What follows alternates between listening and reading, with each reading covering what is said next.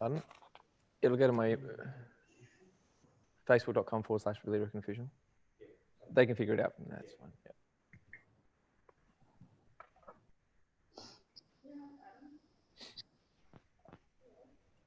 All right, we are live on YouTube. Andrew, I'm going to send you the link now.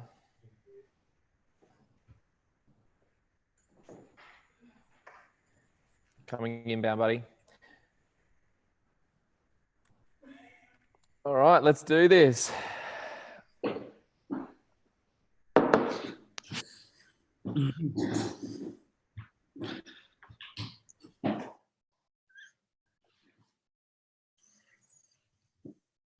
Okay. Can one of you guys go to the live page and let me know, are we live on the live page once Andrew's put the code in? We good on the code? All right, are we on the live page?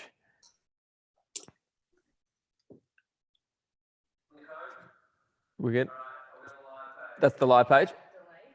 That's okay, the delay's fine. All right, mute your computers, that's fine. All right, we are live officially for Salon Growth Titans training number 2. And I have my amazing guest tonight, Christian Tognini. I've got Rebecca Miller. We've got Amanda Hodgson and Chrissy Alger, AKA Psych. Chrissy, we are in for a lot of fun tonight. We've got an amazing topic to discuss. The official title of the topic tonight, which is, I'm just reading it off my page. How do, not that one. I think they gave me the other one. Can I, did you read it? That's the one. How to break through your fears, how to drive performance, how to be the best leader you possibly can without spending thousands on mindset and psychology courses. So it is an interesting topic. I'm going to wait a couple of minutes. Thank you very much. I'm going to wait a couple of minutes before just let some other people come online. We've had up to 300, just over 300 registrations for tonight. And one of the team is just about to post into social media groups as well, which I think has already been done. So we should be off and racing. Last time we had over 600 people. 600 people watched this last time, which was 2 weeks ago, when we had 8 of the other Salon Growth Titans on with us. And it was such a success. It was so warmly welcomed that we decided to do round 2. I actually put a little, it was funny, I put a little poll on my page, my Facebook page, and I said, should we do round 2? And it was like 100% yes. It was all these votes, 100% yes, and obviously 0 that was on none. And one of my coaching clients, David Watts, said, I think that's a pretty resounding result.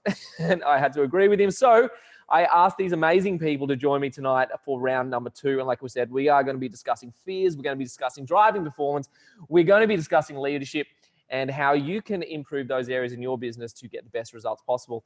So officially, if I can, before I go into the proper introduction, just while we are waiting 1 or 2 more minutes just for people to jump online, if I can, welcome to the program, Christian Tognini. How you doing there tonight, mate?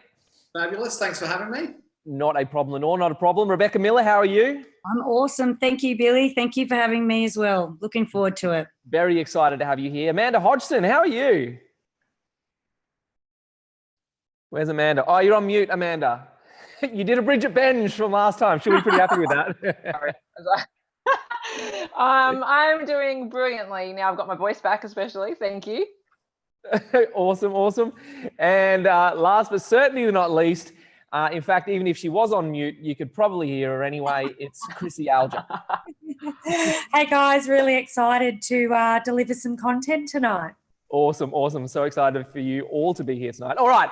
So officially now, let's get this thing underway. Let's get it started. So the first thing I always say, excuse me, with my training and with my live webinars is, and the reason why I say this is because I'm probably the most guilty of anybody who does this. So I'm speaking for myself, but and I really want to reinforce the point to you guys. See this thing here? This will distract you. No matter how much you think it won't distract you, it is going to distract you, okay? You're going to get a notification on Instagram, which you go, oh, I'm just going to quickly check that and see what it is. And then you go down the rabbit hole, and next thing you know, you've missed 10 minutes of this important content. Just turn it off, right? We're only going to do this for 90 minutes. It's going to give you value. It's going to help you with your business. These guys have given their time. There's so many years of experience. We're just talking just between Christian Salon, which is 35 years, and Rebecca, who was reluctant to say she's been in the industry for 25 years. I mean, just there, we've got 50 years or more, 60 years of experience. And then, of course, with Amanda and Chrissy as well, who has got some really, really great insights into business. These guys are going to give you some amazing content. So please just give yourself the gift the gift of putting your phone away, turning your email off, turning your notifications off, and spending 90 minutes with us here tonight to learn about business and help you to succeed. All right, so that's first and foremost. So if you guys don't know me, if this is the first time you have tuned in, my name is Billy Rickman. I'm the CEO of Billy Rickman Coaching, amongst other things as well. And one of the big things that we're doing this June is our Salon GrowthCon event. In fact, I say this June, but we're almost at June right now. We are literally 16 days away until our big event. And the reason I bring this up is because all of these guys here tonight are doing keynote speeches, presentations at the event. They're doing live stage presentations. They're doing roundtable events. They're going to be there for the panel Q&A at the end. They're going to be there at the cocktail gala on the Saturday night. And they're going to be part of this. So if you love the information provided tonight, please make sure you come along to the Salon GrowthCon event. And also, if you already have your ticket, then make sure you pay attention to these guys as well tonight, because there are the roundtable options. So while the main stage is one, while the big arena is playing, at any given point in the day, there's also a small room on the outside of the main arena where each of these speakers are going to be doing an intimate setting roundtable. They're going to be doing a deep dive into a particular topic. They're going to be answering your questions in a really personal setting. And they're really going to be giving you actionable strategies that you can take back into your business and use straight away. So if you love what these guys have to say tonight, if you love their content, if you love their about, then make sure as well you book in for your roundtables.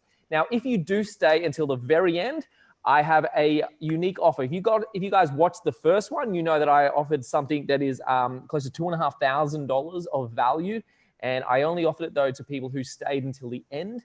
This is available to everybody who is watching tonight. So please make sure you stay until the very end, because I've got another offer for you guys that you can take advantage of, but you really, really need to stay until the very end. All right, so what else do I need to talk about? Oh, the other thing as well, last time, again, if you tuned in, you would have noticed we had a chat box there. We've removed the chat box this time. It was a little bit funny. You guys couldn't see people typing on your end.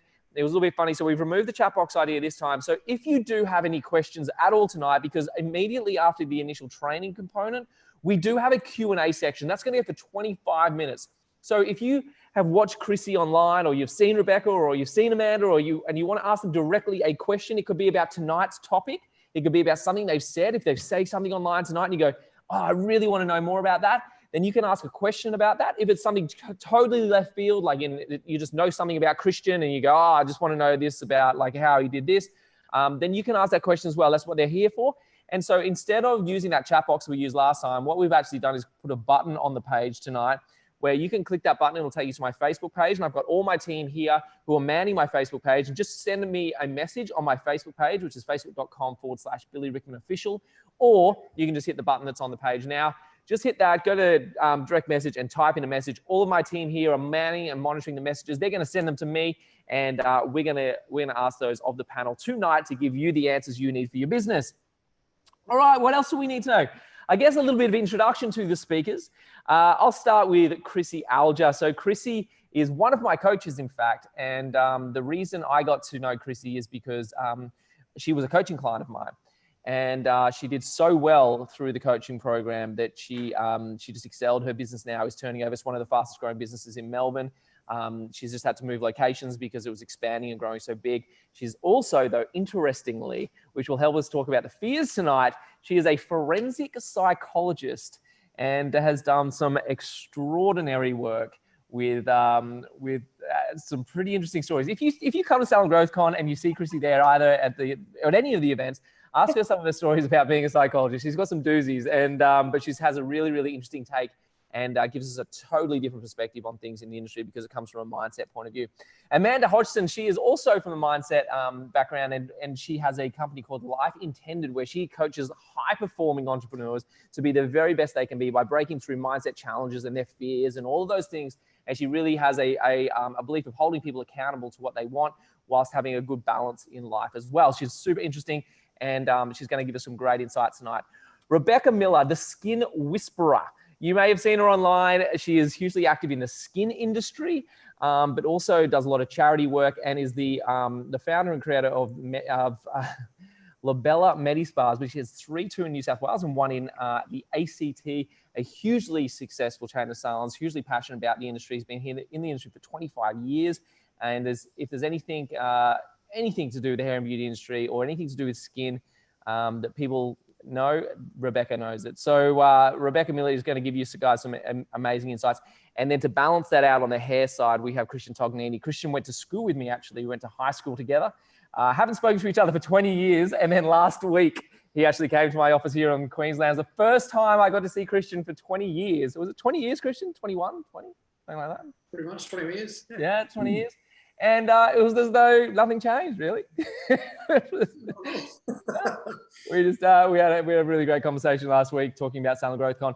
He comes from Tognini's Hair, which is a hair salon in Brisbane, which has been around for 35 years. It's a family business, and he also has a lot of other companies, mainly a little off the top, which is an education-based business in the hairdressing industry. And his hair loss treatment, is that what it is? Hair loss treatment products? Yeah, hair loss treatment, Joe Blow and Josie Blow. And Josie Blow for the girls, which is a really, really interesting spin and totally different direction of that market without going into the white lab coats and things like that. It's you describe it, Christian. What's Joe Blow's? We took the hair loss market and looked at it and basically just flipped the marketing on its head, and we've gone away from creating the white lab coat and the 40-year-old guy with the bald spot right there, and created something that is more lifestyle brand. So we look at brands like Deus, for example, and all of our branding is very outdoorsy. So we try to make it cool for someone to talk about hair loss, which is very hard to do. Awesome. Love it. So a really, really great balance of people here tonight. I'm excited. So without further ado, let's get into it, shall we? And the topic tonight, as I mentioned earlier, is how to break through your fears, drive performance, and be the best leader you possibly can in the salon. So I think the first question I really want to open up to Chrissy. Now, as I said, Chrissy is a forensic psychologist, now works in the hair and beauty industry. And Chrissy, the thing I want to know is, firstly, what is fear, and where does it come from? And then secondly, a follow-up question from that is, how do we break through these fears? So, believe it or not, fear actually keeps us alive, Billy. Andy. I know. Back in the cavemen days, when the woolly mammoths were chasing us around, there were parts of our brain called the fight-flight response that's driven by a whole heap of hormones in the body. And basically it prescribed or told us what to do when the woolly mammoth was chasing us. So luckily we kept that part of our brain. We didn't evolve so much that, that didn't exist anymore. And it basically serves to let us know when there's a danger or a threat to our lives. So we do need fear to stay alive. But what can happen is that we experience fear not necessarily in response to a direct threat to life, but it can flare up when we perceive any sort of threat that challenges us in a particular way. So, that can be across a whole range of circumstances, depending on, the way that we think about things, the way that we've lived our lives, the way that we've grown up. We will respond to different situations with a fear response. So, yeah, it's quite a natural thing. It's very common. Without fear, we would probably get hit by a truck or something bad would probably happen to us, because we wouldn't have that appraisal going on and we wouldn't be able to sense if our lives are in danger. Can I ask a question then around fear then, if that's the case, which I'm not doubting it, it obviously is the case. Rational and irrational fears then, because I want to kind of redirect this now into the business world. I want to know, we're going to ask in a second the follow-up question, which was how to break through the fears. But in the business world, there seems to be, as you would know now as a coach, a lot of irrational fear in business. Yeah, so look at our mind, like I said, it was activated against, actual threats to life. But these days, it can be activated in situations based on past experiences. So, for example, if we go into a scenario that in the past hasn't turned out very well for us, and there's all of this sort of anxiety or trauma is probably quite a strong label for it, but often our past experiences can prescribe a fear response to certain scenarios. So, for example, if we look at in business life, past failures, you know. So sometimes those experiences will automatically prescribe a fear reaction to situations where we go, oh, hang on a minute, last time this happened, it went really badly, and we almost sort of predict unhelpfully, or we can have a negative response to a situation that may be unfolding in front of us that could be linked to how we, a past experience of that scenario. So unfortunately, if we just look at business life, sometimes we can get fearful of certain scenarios that haven't turned out for us very well previously. So how do we get past that? Well, the only way, and it's a little bit cliche, but the motto of face your fears is not too far off what we're meant to be doing. In psychology land, we call it the approach-driven behaviour. So we don't run away from those fears, but we do over a certain period of time, and maybe in some bite-sized pieces, we slowly begin to approach those kind of fear-evoking situations, because what can happen is that over time we begin to master those experiences. We become a little bit more confident, we develop more skills, we're able to deal with those sort of fear-evoking situations until eventually they're not as fear-evoking anymore. Okay. Well, with that information then, what are some actionable strategies that people should be doing? Because I think in business, you hear it, I hear it, and I think anyone who's spent a lot of time in business speaking to different business owners, fear can paralyze people from making decisions, and it can really stop you from getting from point A to point B. What are some actionable strategies people should be taking either on a daily basis, weekly basis, monthly basis, however long that takes, to really keep that mindset away from those irrational negative fears that are preventing them from moving forward? Yeah. I mean, one of the biggest indicators that fear might be kind of, causing issue is that consistent avoidance. So if there are things that you are needing to do, or there are problems in your business that you need to address, and you just find that you consistently continue to avoid doing anything about them, that should be a red flag. And it's not about, running at your fear and it's not about that either, but it's about sort of identifying and acknowledging that it's something that might be quite overwhelming or difficult to face, and then breaking that down into manageable actions. So, if a huge anxiety of yours might be, for example, in addressing a problem area with the staff, because we all know that staff can create all kinds of challenges for us. So it might not be running at the staff member and blurting everything out and, saying the 25 things that they've done wrong. That's pretty anxiety provoking, and it's probably a really negative experience for the staff member as well. But it might be about going, okay, if there's an issue here, what might be the easiest issue to talk about with this staff member? What is the least fear-evoking, least anxiety-provoking kind of problem or issue that I can address with this staff member, and slowly dipping your toe in the water in that respect, and then proceeding down the line. It might be, okay, if it's one issue that I can manage, then what would be the next issue that it's not a 10 out of 10 in terms of anxiety or fear, but might be sitting on a 6 or a 7. And slowly over time, as you build up that skill of raising issues, addressing problem situations with staff, you'll just get better and better at it as you go along. And it's not about eliminating fear or anxiety altogether. We all know that in different problem situations in business, that fear and anxiety, unfortunately, is just part of the deal. That over time, we get a little bit better at mastering some of those fears and anxieties, but tolerating the discomfort and ensuring that we're consistently being approach-driven in our way of managing the situation will mean that we just get better and better at it as time goes on. Yeah, I got interviewed by Jess Holmes the other day, and she said, and one of the people, I was getting interviewed on Instagram, and one of the people on Instagram said to Jess, they had a question for me, and they said, how does Billy remove self-doubt? And I had a simple answer with 2 words, and I said, I don't. No. And then sort of Jess just waited for me to elaborate on it, and I sat there sort of in silence. but it was, and then I ended up elaborating just to break the awkwardness. But it's true, and it's exactly what you're saying there. There's nobody in the world who has no self-doubt.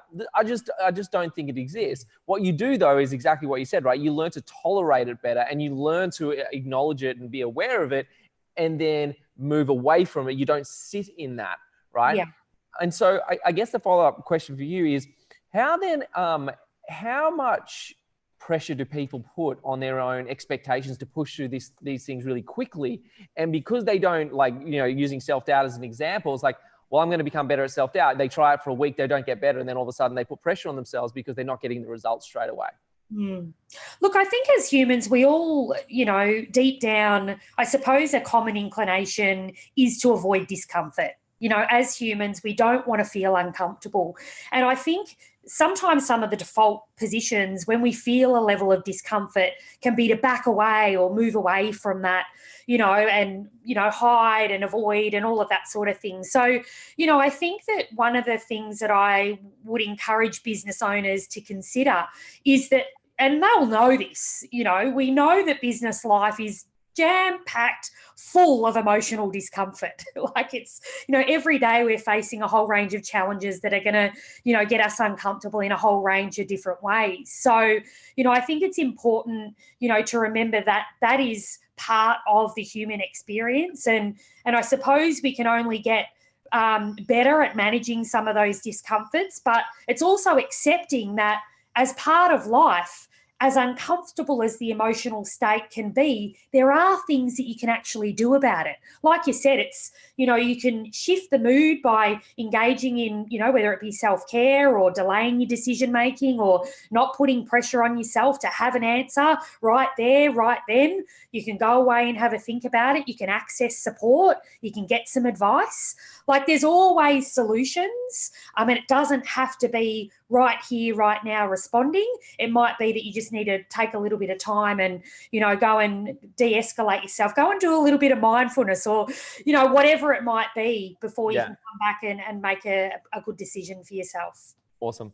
So I think if we break through these fears, then how do we then become better leaders? And what should we be doing as a leader inside? We're going to talk about salons tonight. The majority of people here tonight are from salons or spas, clinics, anything in that sort of health and wellness, hair and beauty sort of space.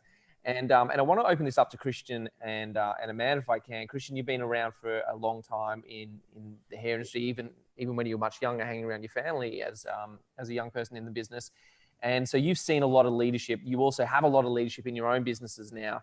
And Amanda, you work with high performance entrepreneurs and with your clients. So if we break through these fears, what do you see as some of the traps? I'm going to start with Christian, if I can. What do you see as some of the traps that people fall into as a leader? And how do we overcome that? I think one of the biggest traps is that people fall into is mixing leadership and management. For me, they're two totally separate things. However, they both work together within your business. So leadership for me is the dynamics in your business, and management in your business is the mechanics. So when we talk about leadership in our business, we're talking the dynamics are your mission, your values, your brand, your ethos, and your vision of your business. And so when you're leading people, you have to have a really clear idea of what your dynamics are, and then you lead people on that. So with us, I believe that we're all entrepreneurs. So we all run our own business. If you're running your own business out there, whether it's hair or beauty. And the thing about leading, you have to lead yourself, you have to lead others, and then you have to also lead your resources within your business as well. So that's probably our three key areas that we work on, as well as the dynamics in our business.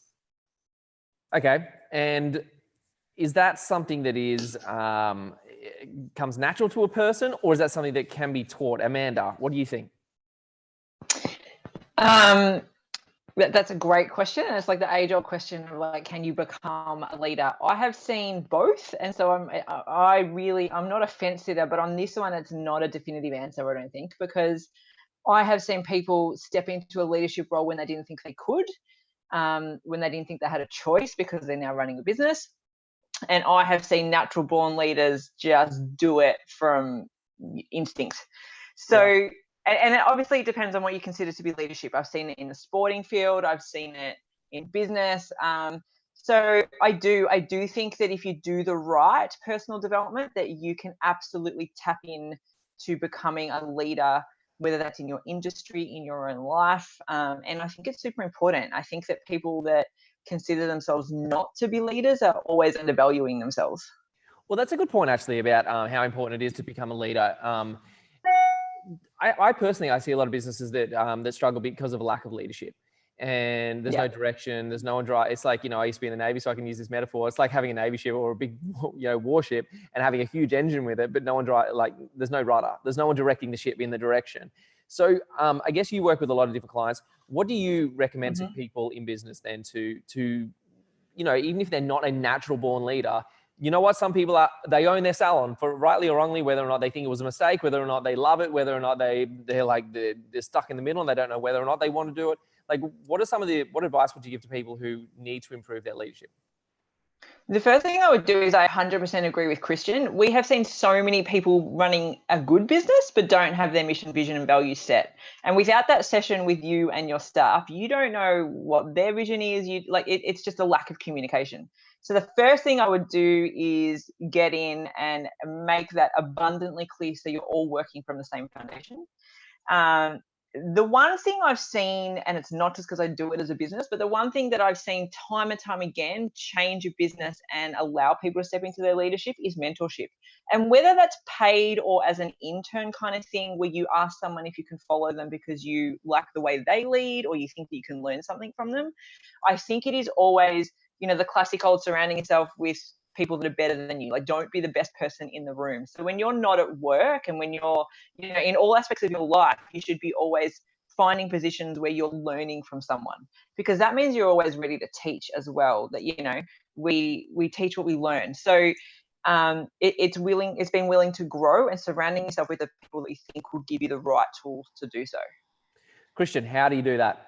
How do you implement those things? So in your business, if you were going to do some mentoring and whatnot as a leader, how do you mentor your team? Okay, cool. So first things first for me, and it's just a personal thing, I think you need to have a good look at yourself first. So I said, everyone gets up in the morning and they've got, hundreds of emails to answer, or you've got your staff ringing in, or you've got complaints, or you're putting out fires from the time that you wake up in the morning.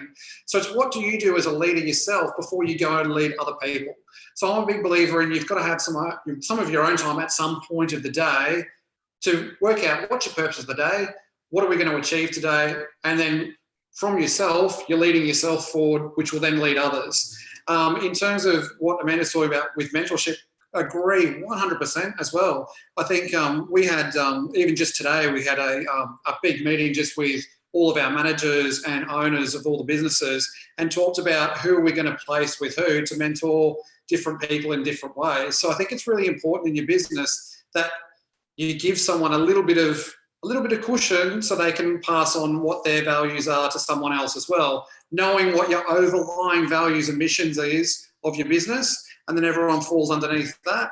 And as long as they're doing that, I think it's happy days. Yeah, I definitely agree. But I also, I only say this because I've worked with so many clients now in business. Like, it's like you get a feel for things and you understand people's, you can almost read people's mind when some people are saying things.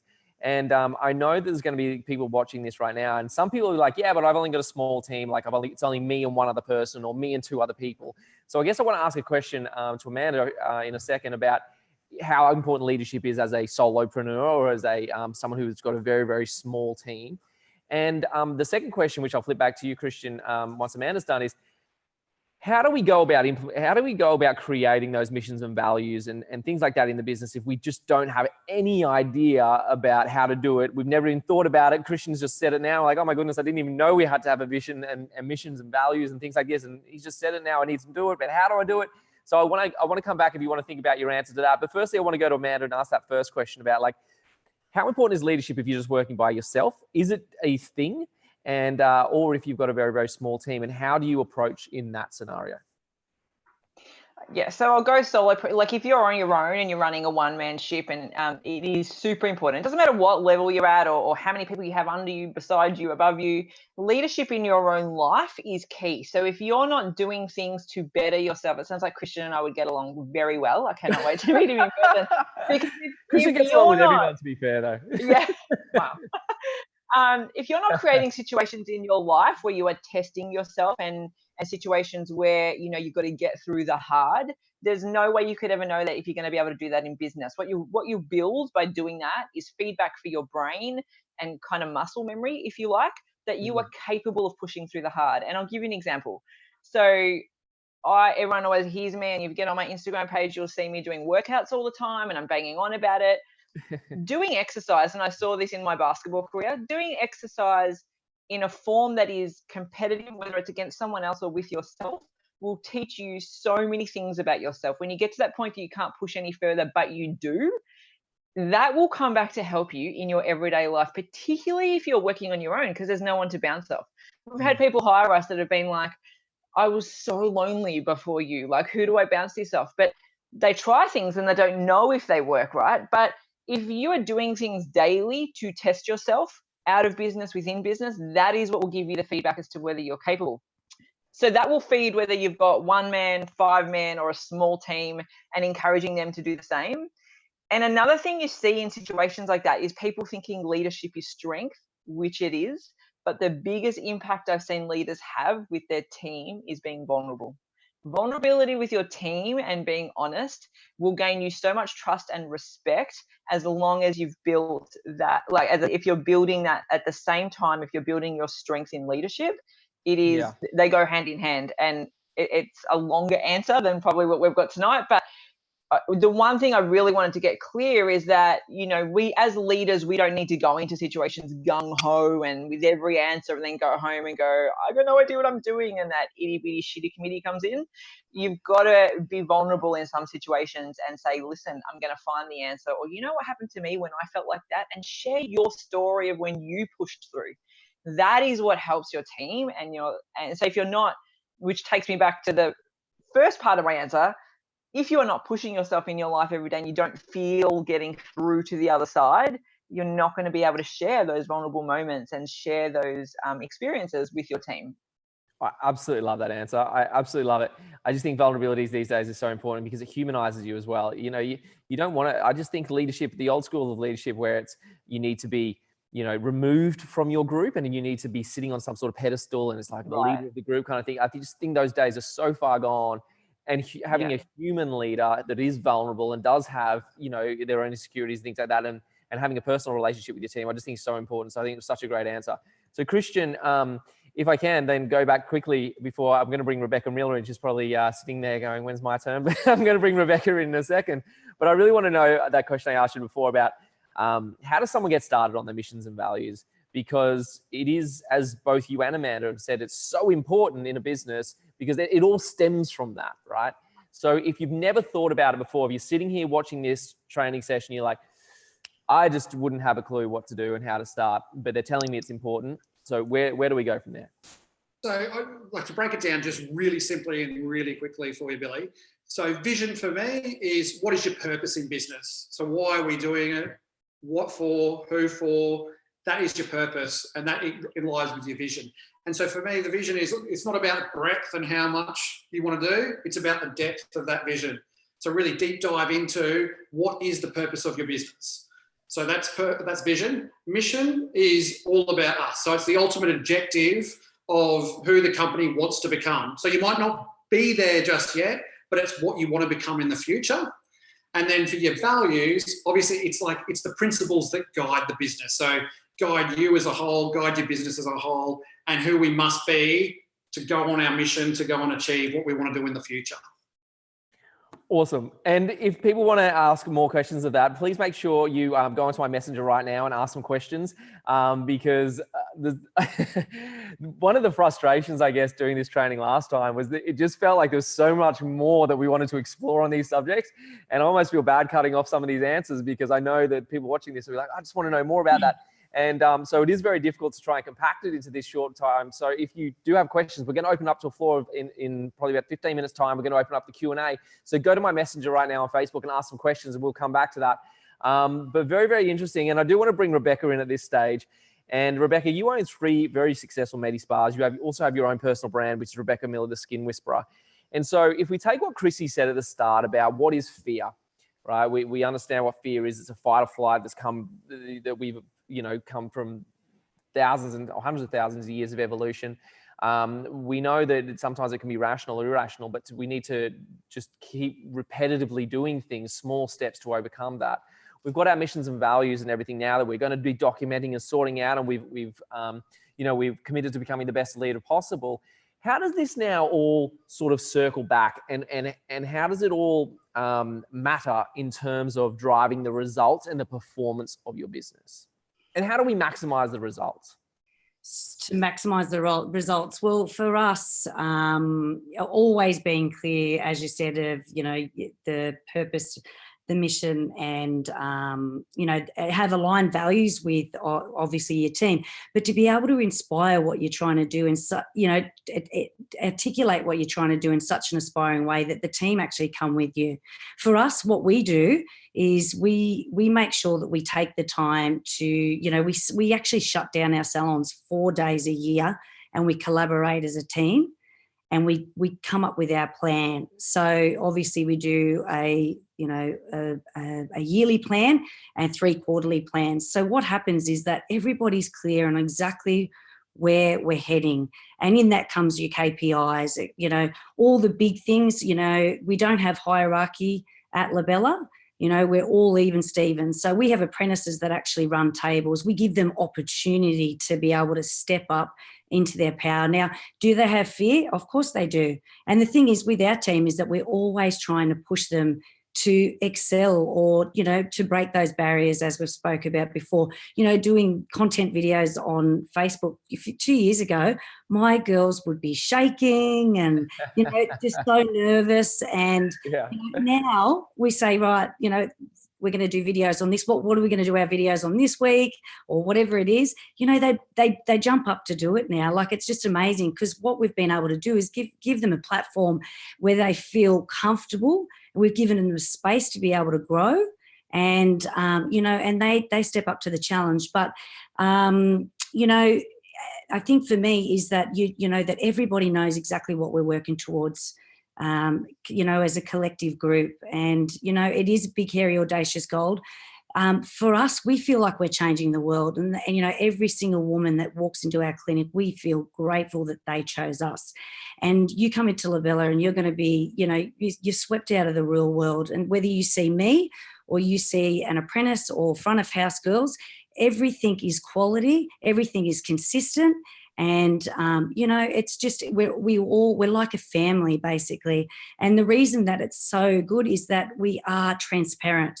We have great communication, and that comes from obviously our planning structure and our meeting rhythms that come down to our daily huddles that happen every single morning before we start the day. How we show up is a reflection of our business. We have to think about, the way we speak, the way we act, and obviously the way we think. And you know what? Our people are looking at us. They're looking at us to be able to learn from. They're looking at us, to be able to, what's the word? To be like. And you want to be an amazing role model for them, but also give them the space to fail and know that it's okay. Sorry, I was going to ask you about, you said before there's no hierarchy. Yep. With no hierarchy, though, it kind of insinuates a little bit that there's no real leader, I guess, because a leader is the person who leads from the front, right? Or from the back, depending on whose model you're looking at. So how does that work then? Like, is it really like a socialist sort of environment where everyone has their equal share in the ideas? Or is there a push from yourself or one of your team leaders who push the direction of the business? So we have a leadership team, obviously the business partners. So obviously we're collaborating, every week, all the time, basically every day. But when I say that, we don't have a manager and a second in charge, and what a lot of businesses have. All of our girls have an opportunity to turn up and be and excel. every single day. And obviously there is days that doesn't happen. So what it is that, somebody else in the team will, have a chat. Hey, what's going on for you today? We basically hold each other at such an exceptionally high standard, that everybody, when we come into work, we talk about it. We do have conversations that are out of, what we're doing at work, but generally we're just really focused on what we're trying to achieve, because obviously we've got our daily huddle, the things are up on the board, we're really focused on that, and that's what our talk's about. It's not, what we got up to on Saturday night. Yes, we still know each other at a personal level.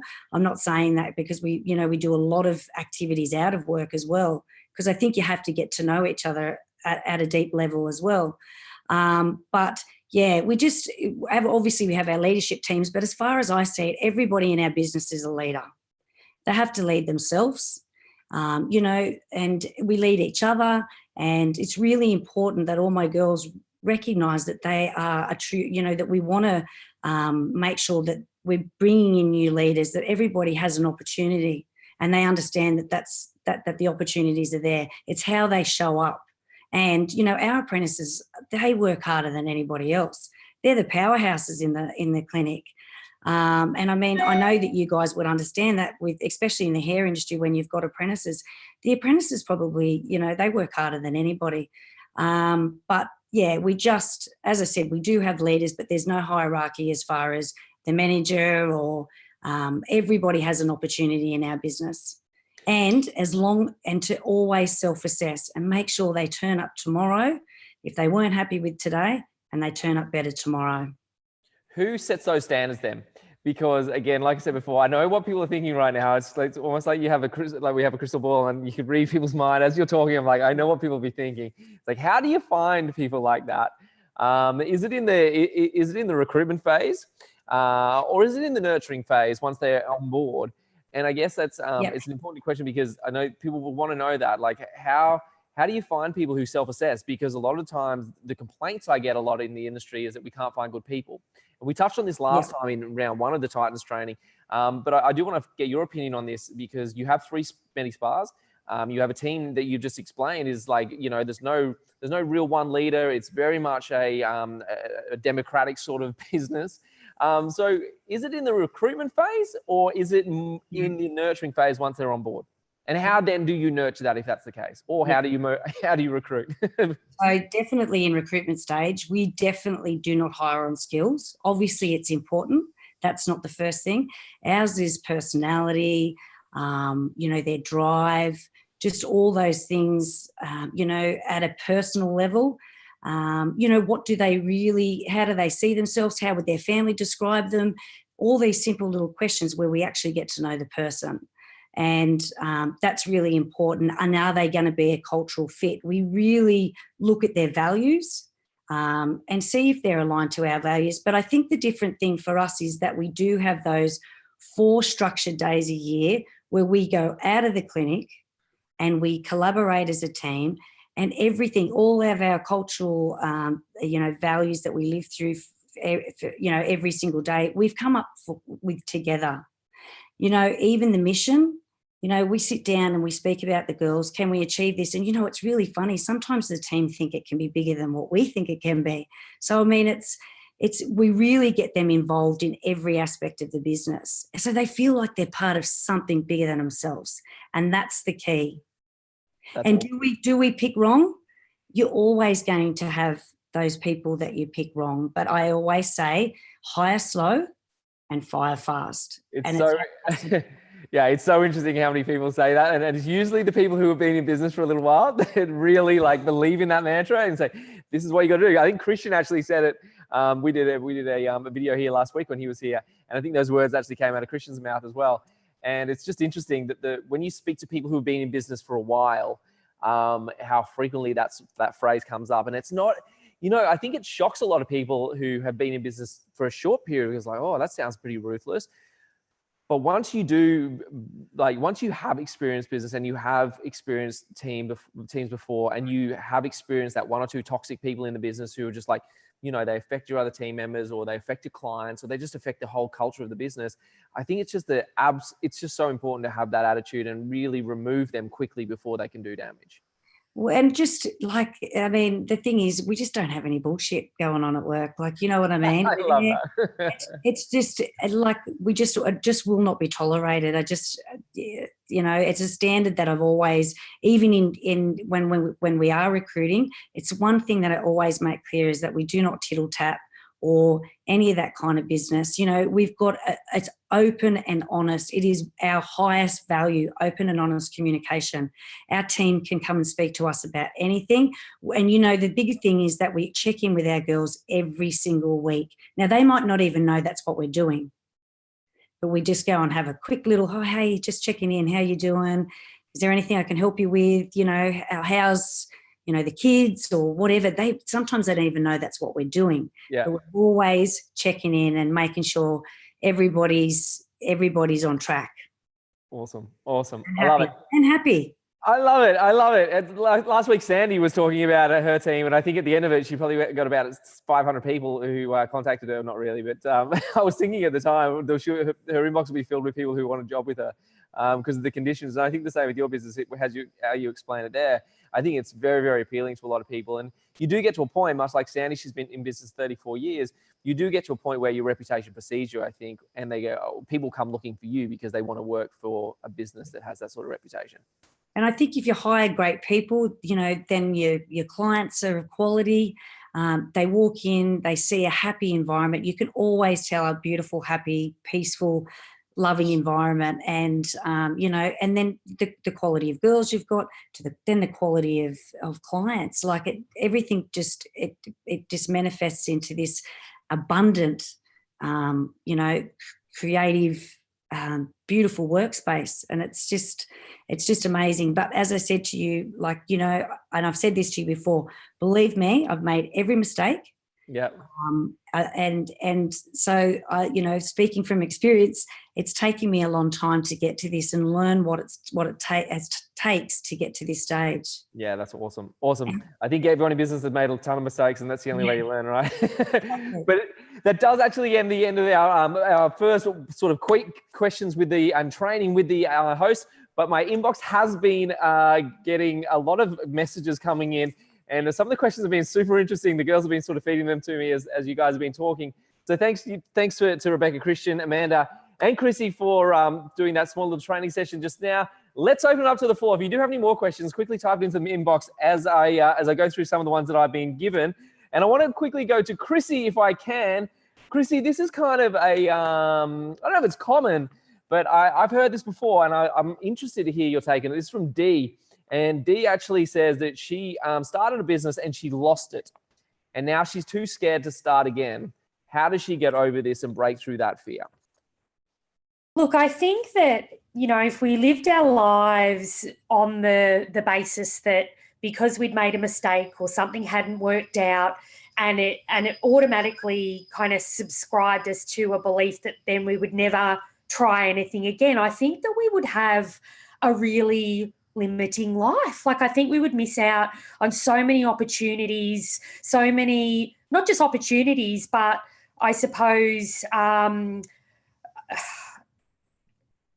opportunities to be happy, you know. So my kind of go-to point would be, you know, always don't live your life from your past mistakes. Always take opportunities and try and move forward and look for potentially the positives of facing your fears and doing something that potentially, obviously you've had a negative experience from that before, but it doesn't necessarily or automatically subscribe that that's going to be a negative experience in the future. And it may actually be a positive one, hopefully, you know.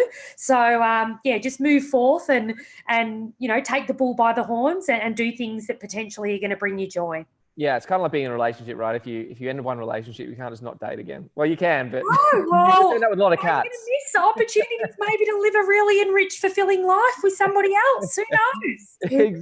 Exactly. So the second question we've got is from Nat, and Nat is directed at Christian, but she said just haven't listened to anyone's sort of answer to this. How do I create a positive culture in my business And how important do you think it is? So the question is directed to Christian, but again, we'll open it up to the floor after Christian has a chance to answer. Culture's such an interesting thing to talk about. There's so many different ways that you can talk about culture and bring culture into your business. So culture for me is uniting people together for a purpose, basically. So the culture realistically is your DNA of your business. So if you want a positive culture within your business, once again, it goes back to looking at your business yourself or having those key stakeholders in your business. Look at your business, what's your mission, what's your values, what's your brand, what's your ethos, what's your vision, and going back to those key things, creating what you want the business to look like, and then bringing that back to your team. And whatever you're doing, and what Rebecca was saying was really true. It's about when you were talking, Rebecca, about firing quickly and hiring slowly. So firing quickly is about upholding the values that you have with your culture. So if someone, Rebecca, came into your business, for example, what you were talking about, and had all of that gossiping and whatnot, if you let that person get away with it, the rest of your team look at that person and you didn't come down on them or you didn't reprimand that person, that's where your culture goes bad. So you need to work out what your values are in your business and then deliver on that back to your team. Does that make sense?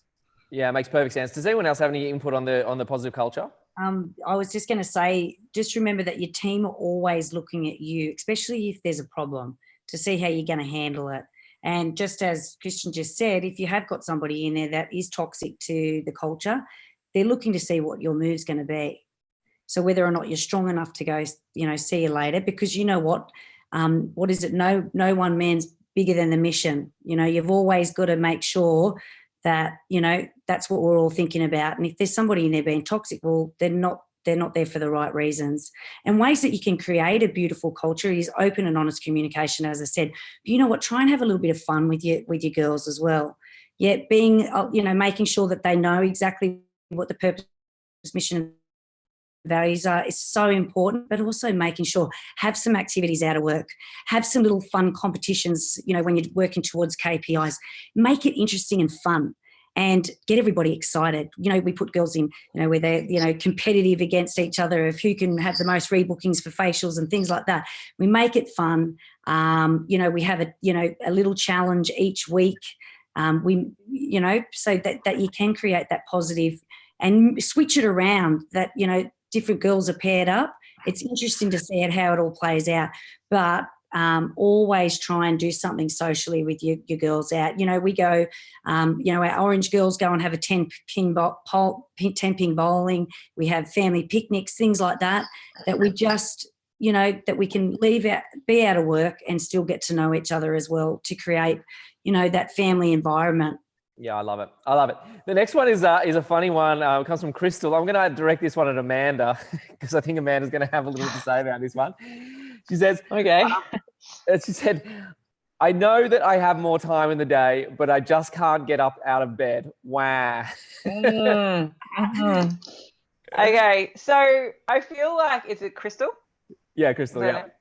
With a K. So I feel like Crystal with a K already knows the answer to that question. So people that come at me with that, I honestly, and this is what drives my clients nuts, I go, I don't know. What do you think? Because they know. You don't need me to hold your hand to tell you that you have a half an hour in the morning. Just get up. I promise you, and this is one of the hards, I promise you that following through on that will pay dividends. There's no, you cannot measure the ROI in showing up for yourself. Yep. Just to add to that, Billy, I had, because, as you know, I'm up at 5 o'clock most mornings, and the first thing that I do is go to the gym, and we run some mind body boot camps out of the wellness centre, and, I often, try and train the mind body boot camp participants about, how to think in more positive ways. And, I said to them, what do you think the first thought that comes into my mind when I open one eyeball and I wake up at 5 o'clock in the morning? And they're saying all of this positive stuff. And I'm like, no, actually, the first thought that comes into my mind is I can't be stuffed going to the gym today. And you know what I do? I just roll out of bed and go. And the same thing happens every morning, but you don't have to be a slave to your thought processes. They can just be there without having to dictate your behavior. Yeah. It's funny. It comes back to that whole thing we were talking about just before about self-doubt, and it's like, how do you remove self-doubt? You don't. It's like the same thing. It's like, how do I become excited about getting up at 5 o'clock in the morning? Well, the reality is most people don't. I don't care what bullshit they tell you. They don't. And they have the same thing, right, every day. There is one little hack, and we spoke about this on our interview, is that if you are thankful the night before, like physically say, I am so grateful and so thankful for once you set your alarm, say it's even 4 hours, the 4 hours sleep I'm about to get, it is exactly the right amount of time I need. That subconsciously tells your brain when you wake up that, hey, I'm okay, I'm good, let's just get up. You can try that for a bit, but honestly, the answer is like what we've all said, just do it. Let's do it, yeah. So the next question is from Rebecca, to Rebecca, spelt the same way and everything. She just says, Rebecca daily huddles, ? I guess she wants to know about your daily huddles. So this is a little process that we do every single morning where we have a whiteboard, and what we do is we have a positive focus from the day before, and then we work on the 3 things that we're working on for that day. So obviously with the girls, it can be rebook, it can be how many products they're going to sell, how many packages, all those kind of things. We also, so 3 things, but we also look at what we did the day before to make sure that we've achieved it. If it's something that we didn't achieve the day before, we flick it over onto that next day and it goes into our 3 things. But there can also be, there's a social media video that they need to do, or, whatever it is. So 3 things that they're working on for that day that are going to propel our business forward. We also work at, say, what our value is that we're going to live by for that day. And we also, see what bottlenecks potentially could get in our road for that day. And if there is a roadblock or a bottleneck, then we just talk through it and work a way that bottleneck's going to not interfere.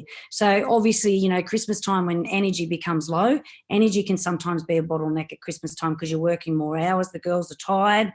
And we just come up with ways that we can make sure that the girls, lots of water, we've got a little space in our clinic that the girls can go to for a little bit of R&R, throughout the day. If they've got 10 minutes, go and do a little meditation that's just going to give them energy for the afternoon. But that's a daily huddle. And the next question that you probably ask is what happens if you have girls starting at different times through the day? So we have one of our girls that normally, takes the huddle role for that day, and they'll just see the girls as they come through the door. So on Thursday when girls start at midday, that's when they do their huddle. Yep. Yeah, awesome. Christian, do you guys I know you're pretty passionate about KPIs and targets, and obviously Rebecca's taking it even further with the whole nurturing side of things as well. How do you guys manage your performance in the business in terms of daily sort of monitoring and performance management? So probably the big thing daily is obviously your daily target in general that gets held with the front desk. We look at the previous 6 weeks and then average out each day from the previous 6 weeks and add 10% for our growth. And that becomes our daily target. Broken down with that daily target is we try and hit KPIs for the benchmarks for our business. So something like 20% of turnover has to be through retail. So we break that back down. So it's more of a team thing rather than an individual thing. And then the individual targets are done, so they're paid fortnightly targets. And so then from there, it's broken down weekly and then daily. And then there we make them accountable for their targets. So basically what happens is they will get a sheet and they will keep track of basic things like clients, treatments, retail numbers, service numbers. So they're on track daily. Yeah, awesome. Does anyone else have any input around daily sort of performance before we move on to the next question? Only that I feel like it does need to be done daily. Yep. Like I think, in speaking with business owners, they'll talk to me about, weekly summaries that they provide to staff members or end of month, and it's just too long in between drinks. Like, they've got to be front of mind all the time. Yeah, 100%. I mean, we do it in our own coaching, right? We did the Sales Killers group where it's the same thing where people reporting even more, they're doing every hour. And I just think that the more consistent the reporting, the more you are able to keep on track of it. And once there's a deficiency, you're able to nip it in the bud straight away and redirect and put get the ship back on the heading in the right direction sort of thing. Yeah, so I definitely believe in that. I love all those answers from different people. Hopefully you guys get some good answers from that. Also, sorry, I was just going to say, Billy, too, it also keeps an eye on making sure that you've got customer attention as well. So if you see drop-offs or there's a problem, then you can nick it in the butt straight away as well. Yeah, 100%, absolutely. So the next question, I'm gonna flip it to Amanda if I can. But again, we'll open it up. The next question is: I started a business hoping I'll get more time with my family. I just feel like I'm chained to my business. How do I get more work? Rebecca, I was holding that laugh in. I was like, don't laugh. How do I get more work-life balance? Yeah.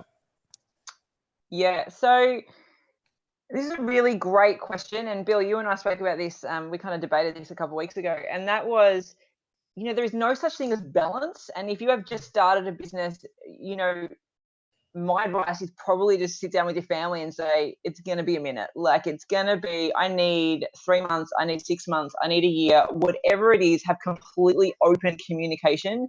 Because if you've decided to open a business, that's the stage you kind of got to go all in to make sure it works. And there is no such thing as balance. Now, amongst that, I would absolutely encourage you to do the things that have already been suggested here, and that is your you time every day. That has to happen at 4 a.m. That has to happen at 4 a.m. And I promise you that some people just fell over when you said that. Yeah, I know. I was, look, personally, I'm like, I don't do the 4s. There's something very different about getting up at 4:50 compared to 4:10. But you doing that, structuring that time for yourself and working on your health and making absolutely intentional decisions about what you eat, how you speak, what you do for your body is absolutely going to buy you time back during the day. You will feel so much more calm and present. And for sure, it's amongst like the chaos, but I just can't explain until you do it.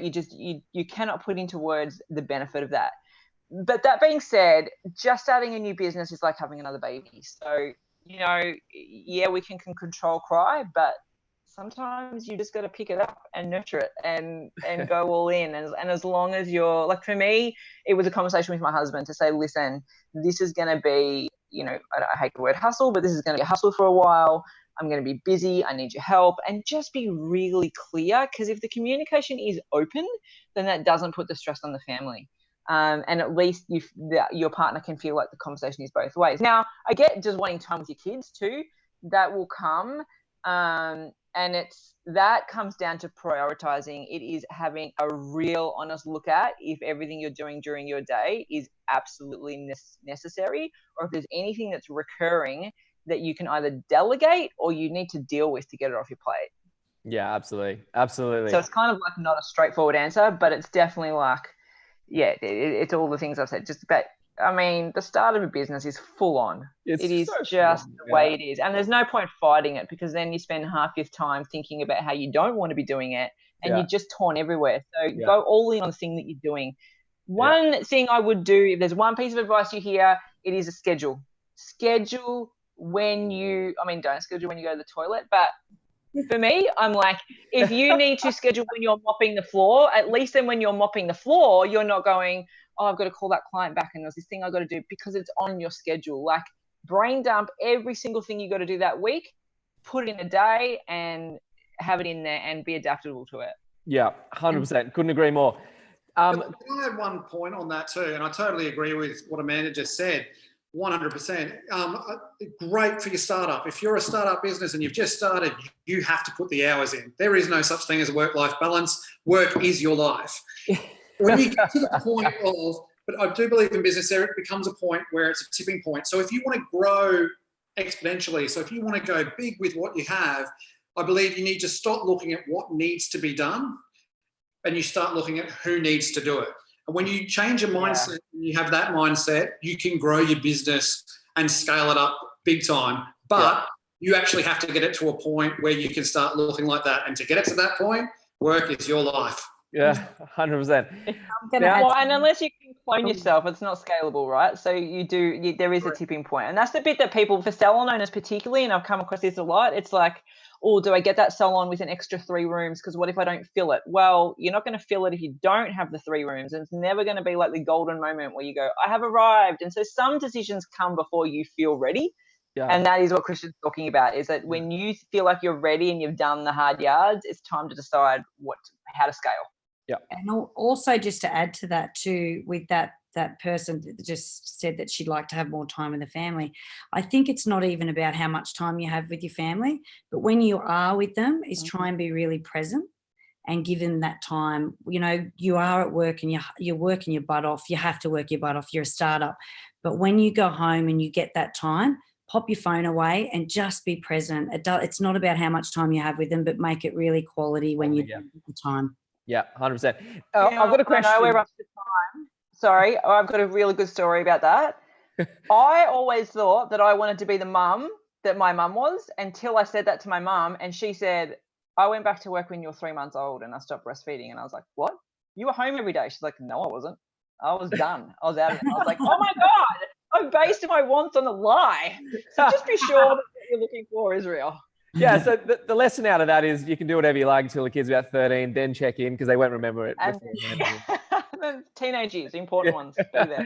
So the next question I'm kind of hesitant to ask because I know you're all just going to like jump in and want to just have your opinion on it, no doubt. It's a very short, sharp question, a very generic and broad question, but I think we can get some nuggets out of this. I'm not even going to direct it at a certain person. You guys can just jump in as you see. It's by Sam, and I don't know whether or not it's a girl or boy, Sam. Sorry, the girls never passed the information to me. But it just basically says, how do I get more clients? Sorry. Anyone? Well, it depends. It depends on what you're doing currently.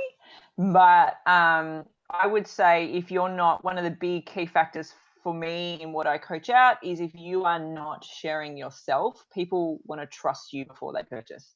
We no longer live in a day and age where you can just get some information about like how much is your service and I'm going to go for the cheaper one, or that is not what people base their decisions on anymore. With social media, people want to know you. They want to know that they can trust you. They go and do a deep dive before they hand over money. So if you are not present on socials, and that is across the board, stories, no excuse anymore, I don't have time, you will lose. Like if you are not present, people want to know you. And that would be my best advice. Share your story, share why it's important, and and just be honest and why you're passionate about providing this service. Awesome. How else can we get clients? I think also being consistent. You know, I think that sometimes business owners can fall into the rat race of going, oh my gosh, I've got gaps in the books, market. And then they're full and they're like, oh, phew. And then they relax for a little bit of time. And then before you know it, it's happening again. And it's kind of like you've got to be consistent in your marketing approach. You know, use all the platforms, make sure you're using different touch points, and you know, don't take your foot off the gas because you feel like, you know, you're full for a couple of weeks. It's that planning, organisation and being consistent in your marketing. Yes, I couldn't agree more to that. Anyone else? Christian? For us, it's very similar to what Amanda said. People connect with people. So we're all in the people game. So there's very few industries that get to touch people. So I think that's what it's about. It's about creating connection with clients or potential clients. So to give you an example, and it's not for the salon, it'd be for our education company, is this in the hair world, there is so much education out there at the moment. So everyone wants to be an educator. That is the flavour of the month. So how do we break through that and make sure people are booking our classes? Because that business is based on selling the next class. So what it is, it's about our educators putting themselves out there, doing things like what we're doing tonight, giving little bits of nuggets, little bits of information out there for free for people to connect with you and then come to a bigger event. So it's the same within your business. So what can you give a client service-wise, whether it's hair, beauty, and connect with the client so they want to come into your business? You might have to give them something, not so much, here's a voucher for $50, come in and try us. It's about showing you on whatever social media or YouTube or whatever it is that you're going to connect with your clients and hit them that way. And it's all about connection.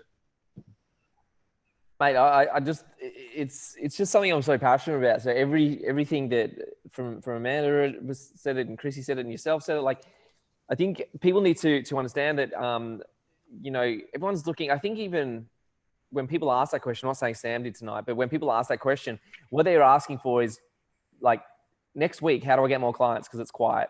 But the reality is that the answer is not as simple as that, as we've just sort of identified. The answer is you need to be consistent, and you need to think long-term about your strategy and what is my strategy? Well, my strategy needs to be, I need to connect more by showing myself more, by doing more, by offering more value that is not necessarily looking for an immediate tangible transaction, like a financial transaction straight away, but just giving and giving and giving and showing and showing and showing. And eventually you will start to build that momentum. And like Chrissy said, though, once you have that momentum, you can't just then take a breath and take the foot off the accelerator and stop.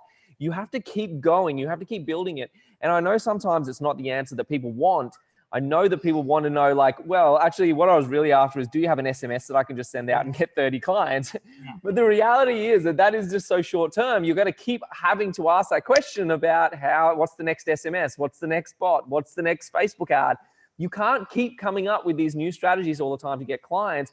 You have to have a longer term strategy. And if you listen, like the people who have given you advice tonight, just the 3 answers you just got then are people who've been in business for a long time. They have successful businesses. There's something to it. If you look at the people who, you know, Rebecca didn't answer them, but even if you look at Rebecca's social strategy, like, you know, she has her Skin Whisperer, Labella Medispa, she's got all her team doing lives and featuring products and treatments in the business. Like, there's a strategy here that I want everybody, I know this is their show and I'm just the host tonight, but I'm kind of passionate about this and I really wanted to go into this a little bit more. There's something to this that I know a lot of you don't want to hear, that the answer is I need to be on social, because some people are panicking about that. And they're scared about it, but it is the answer. It's the long-term answer. It's the answer that will allow you to have a sustainable long-term business, but you got to commit to it.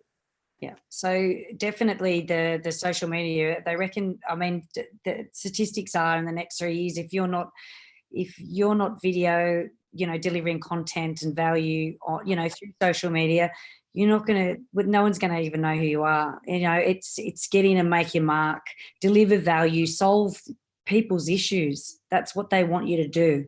Yeah. And, you know, just delivering amazing content, show, as we said before, show who your team are, you know, do your little daily huddle, show people that's what you guys do to start your day. Things, you know, it doesn't even need to always just be about what you're trying to sell. It can be, you know, behind the scenes, all those kind of things. But definitely social media for us has been a game changer. And branding yourself. I think, you know, branding yourself is really, really important. We spoke about this last week. I just delivered content on my Skin Whisperer page for 2 years. And I mean, I had people messaging all the time, what can I buy off you? What can I buy off you? What can I buy off you? So now we've created a business. And that was just purely through delivering quality content, solving people's issues and making connections with people where I could simply articulate, you know, things when it came to the skin in an understandable way for the normal consumer out there. Yeah. And I think just one thing that I was going to add on to your answer, because I know you do it, is tying it back into Chrissy's answer, which was consistency. You did it for 2 years, but you did it consistently for 2 years. You didn't do once every 3 months and then go, oh, well, I every forgot day. Every day, a couple of times a day. Right, there you go. So consistently posting on these things, and now you're monetizing it, and now you're doing really well at it. So congratulations on that. But I really want to stress that point to people. And we're going to go to one more question, which is coming from Yvonne. Yvonne wants to know, how do I motivate my staff to rebook more clients and upgrade more services? Who wants to flip this one? Well, I'm not obviously in the salon industry, but a big part of what I do is, if you are not passionate about what you're doing, you're in the wrong industry. Like if you don't, particularly in the salon industry, if you don't believe that you are serving that customer well by having them come back and keep the maintenance up, then there's a disconnect between you and the product you're providing or the service you're providing, because they are generally reoccurring services, right? That if you don't keep going, if you don't keep going, then, you know, Disaster strikes. Yeah, you're correct, and I think that's a good answer for the therapist. If we can, ask it from a business owner as well, though. Like, how, if they've got staff that are maybe a little bit complacent, maybe a little bit apathetic towards things, how do we motivate those staff to rebook? And so one of the things that we actually do is obviously with our clients, we're taking them on a journey, especially if it's a course of treatments, we have to rebook them. But we do have girls that first start with us that are not confident in having that rebooking conversation. That conversation needs to happen in the first 5 minutes of that client's visit. You need to say, okay, talk about what they're looking for, what problem you're going to solve. Okay, next time I need to see you in 3 weeks' time. You need to let them know when you need to see them. You need to lead the client. That's what we do. We are professionals. We've done a lot of study, and we need to believe in ourselves and give ourselves the value that we deserve. And make sure that we have that conversation. Now, if that still doesn't work and you've got somebody that is sort of falling short, is we do role playing, where we, back and forward, some of the questions. Oh, no, I don't want to book again. Or, those real blunt clients that you can get.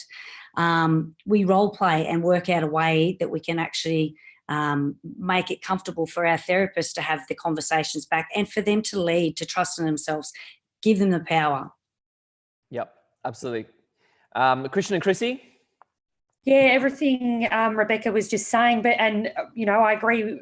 And I think it's also really important to provide a structure for staff as well. They often don't know what to say or how to ask. And, that's when the anxiety sort of really starts to kick in. So if you can give some good structure to the consultation process and get them to understand what types of questions is going to lead to the outcome that they're looking for, it will then also build confidence as well. 100%. I think your talk throughout your service needs to be on what you're going to deliver for them next. So what's the reason for them coming back? And you always got to give them a reason to come back. And then when you get to what Chrissy was saying about training them up, and Rebecca about also doing role plays, it's about what happens when that person gets to finishing off their appointment. What's in the script? How do you word it back to your client that you want them to come back? Do you give them an out? People find it very hard to say no. So people generally don't want to say that. So, hi, Chrissy, we're going to see you in 4 weeks. How does Tuesday sound, the 14th? Great, I'll pencil in at 9 o'clock. Make them say no. Yeah. Yeah, absolutely. And do you know what? One of the things that used to drive me nuts when I was working in clinics is when I'd hear the therapist say, did you want to rebook? Or like, it's almost like, they're leading them to say no, did you want to rebook? And sometimes they pull this face where they go, did you want to rebook? Or, and it's almost like, they're really encouraging. I'll leave it for next time. It's okay. I'll just give you a call. Yeah, exactly. And it's almost like they're leading them to that. And how about I send you a phone call and book you in right now? 100%. Yep. What did you want? Did you want a weekend or a weekday appointment? Yeah. And always make sure the client knows that it's really important for them to book, because then they can get the time that they want. They can get the therapist that they want. That has to be made really clear, especially if you're a busy clinic. Yep, absolutely. Christmas time as well. You can be booking out Christmas time months in advance for that reason. We have clients that book the whole year through. Love it. I love it. Look, I could ask you guys questions all day. There's tons of questions still coming into the inbox. We didn't roasted for it last time, but with some people who were unhappy last time because they didn't get their questions answered. But we try, and maybe we'll do a round 3 of this again. Maybe we'll just make this a consistent program. If you really want this to make this a consistent program, send me a message tonight, and we'll tie that in and try to figure it out for the future. But I know that the inbox is just filled with questions tonight. The guys keep passing them to me, but we won't have time to answer all of them. But if you do have a specific question, we're about to wrap up in a second, but don't forget as well, I want to give you a $2,500 offer in a second. So don't hang up just yet. Don't leave us just yet. If they do want to find out about Rebecca, they can find you with Rebecca Miller - the Skin Whisperer. Yes? On Facebook? Is that right? Oh, Rebecca Miller, the Skin Whisperer? Yeah, that was it. Yeah. Yeah. And Christian, you don't have a professional page on Facebook, do you? How do people find you if they want to ask you questions? If you want to ask us questions, hit up Talking His Hair on Facebook, hit up Little Off the Top on Facebook, hit up Joe Blow on Facebook. I'll answer from all of those. Otherwise, follow us at KT_Tognini on Instagram, and we'll answer whatever you need to know from there. On the gram. Awesome, awesome. Amanda, how do we find you if we want to ask you some questions? Is Amanda there? It's Amanda Hodgson on Facebook and Amanda Hodgson 7 on Instagram. Awesome, awesome. And last but not least, you can find Chrissy Alger, Chrissy-Billy Rickman Coaching, if you want to ask Chrissy a question. She also does some awesome work on her business page with Infinity Wellness, where she has her own podcast and does Facebook Live every week. It's really, really interesting content from a psychology point of view as well as business. So if you want to guys have any extra questions, I'm going to try and funnel some of these out. I might even answer them or get some of these guys to answer them on some recorded videos on my page in the near future. I'm very, very sorry if we didn't get around to all of your questions tonight, but please hit them up and ask them questions. I'm sure they're going to be more than happy to answer them. All right, so lastly, before we go, I'm just going to grab my laptop. Just going to do a quick screen share if I can. I'm hoping this is going to work. My team's going to tell me in a tick if it is.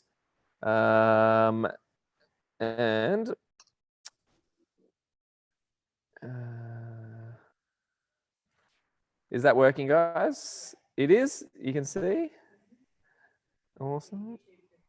YouTube through YouTube. Awesome. That's exactly what I wanted. You guys, I'm so happy that I got to present to you guys for you all tonight. I'm so happy that these guys joined me in daily huddles and all of this stuff. How do I do all of this? Oh my goodness me. And you have this like anxiety on your face and overwhelm.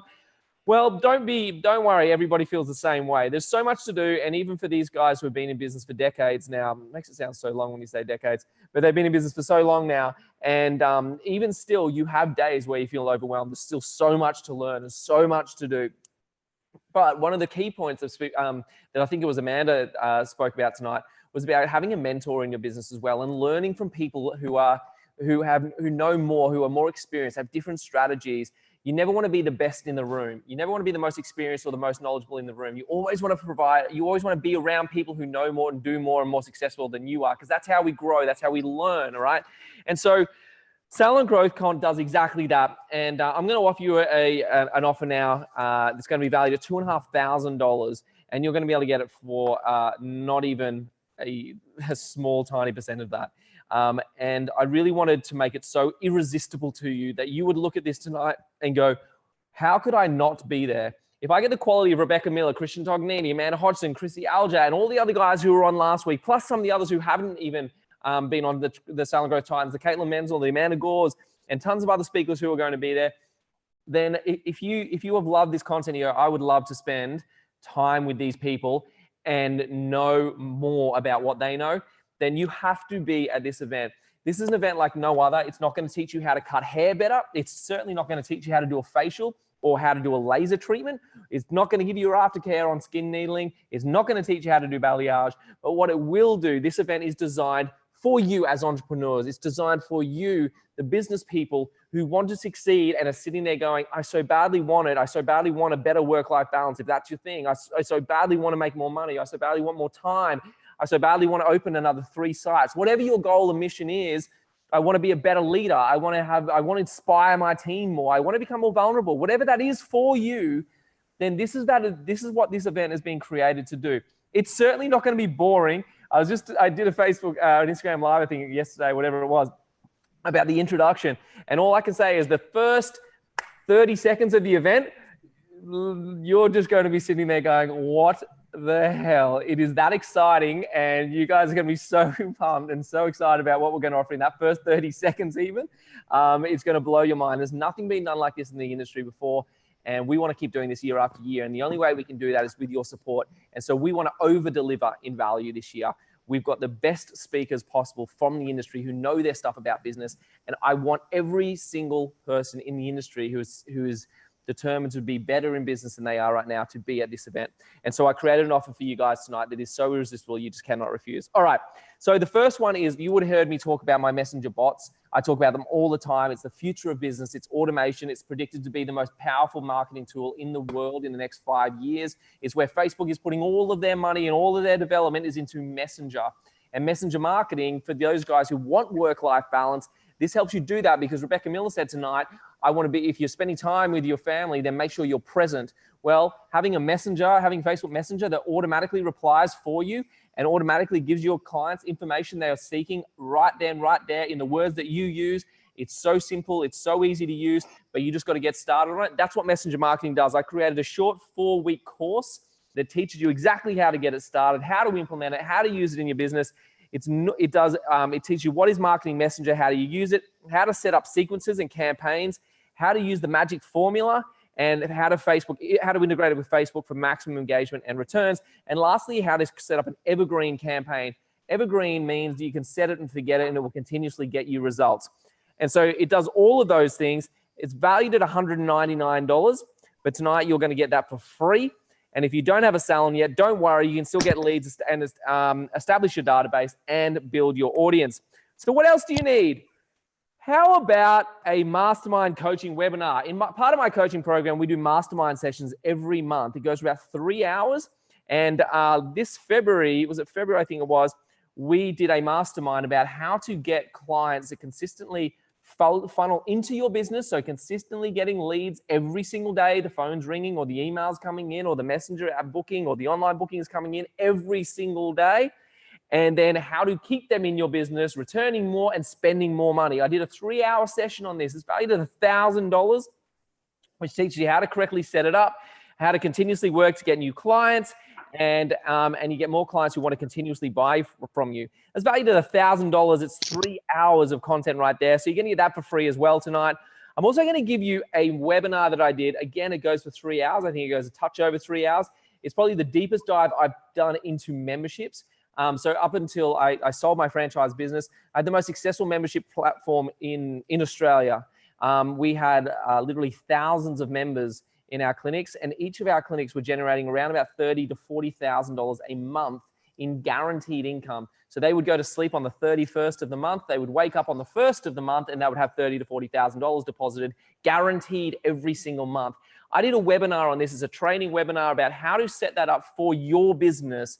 What you need, the documents, what services you should use, no matter if you're a hair business, a massage business, a day spa, a skin business, no matter what it is, how do you set that up in your business, how to implement it, how to market it, and how to get 100 members in the first, I think it's 21 days. And if you do it properly, it's worth hundreds of thousands of dollars a year for you every single year in guaranteed income. And so I did this training session on it. Like I said, it goes for 3 hours. And again, that's also valued at $1,000. It's worth way more than that in terms of value. But in terms of the recommended retail price on that particular training session is valued at $1,000. You're going to get that for free as well. So I'm going to give you the online messenger marketing course, which is $199 for free. You get the mastermind coaching video, which is $1,000. You're going to get that for free. And you get my Salon membership training webinar, which is 3 hours of awesome content, step-by-step, exactly how to set that up in your business. It's worth hundreds of thousands of dollars to you. You're going to get that for free. All of that's valued at $2,193. But it doesn't stop there. It's like that knives thing, right? But wait, there's more. I also, on Friday, am releasing, I think it's this Friday, releasing my new book, which is called The Dawn of the New Salonpreneur. We spoke just briefly in this training session tonight about personal branding, about connecting with your audience, and about being on social, and how that is going to revolutionize the industry and how it's going to change the business in the next couple of years. This book is exactly about that. How to become the new salonpreneur, how to become the new business person in the industry who is going to succeed, not tomorrow, not next week, but over the next 5-10 years in this industry. You're going to get a copy of that for free. And if you're really lucky, if you sign up tonight, I'll send you the audio book as well, so you get to listen to it in your car. You're going to get the online messenger course, the mastermind coaching, the membership training video, and last but not least, you're going to get one of these cool caps that I'm wearing. There was a reason I was wearing it tonight, in case you're like, why is he wearing a baseball cap? There was a reason for it. Number one, because I look handsome in it. And number two, because you're going to get a free copy, a free hat as well. And you're going to get this t-shirt as well, which is a Salon Cartel t-shirt, which is part of our tribe. You can get those for free as well tonight. So how do you get all of this for free? Well, let me just tell you one last time what you're going to get. Yeah, the online messenger marketing course for $199 of value. You get my mastermind coaching video, which teaches you how to get more people into your business, how to get them keep coming back, and how to keep spending more money.